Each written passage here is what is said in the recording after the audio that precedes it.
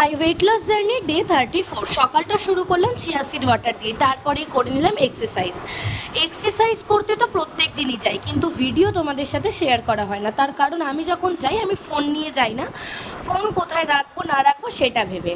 তো এখন ভাইয়ের স্কুলে গরমের ছুটি পড়ে গেছে, তাই এবার থেকে ঠিক করেছি সাথে করে ওকেও নিয়ে যাব, যাতে ওকে ফোনটা ধরিয়ে আমি আমার মতো এক্সারসাইজ করতে পারি, তাহলেই আমি ভিডিও করতে পারবো। আর সেই ভিডিওগুলো আমি অবশ্যই তোমাদের সাথেও শেয়ার করব।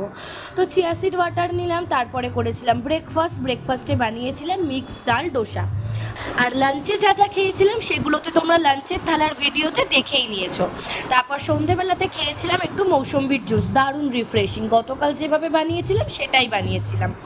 তারপরে রাত্রিবেলাতে ছিল স্যালাড, ছোলা মটর বেশ অনেকক্ষণ ধরে ভিজিয়ে রেখে সেটাকে কয়েকটা সিটি মেরে সেদ্ধ করে নিয়েছি, তার সাথে অ্যাড করেছি একটা সেদ্ধ আলুও, টক দই শসা পেঁয়াজ সব কিছু দিয়েই বানিয়েছি। জানিও ভিডিওটা কেমন লাগলো।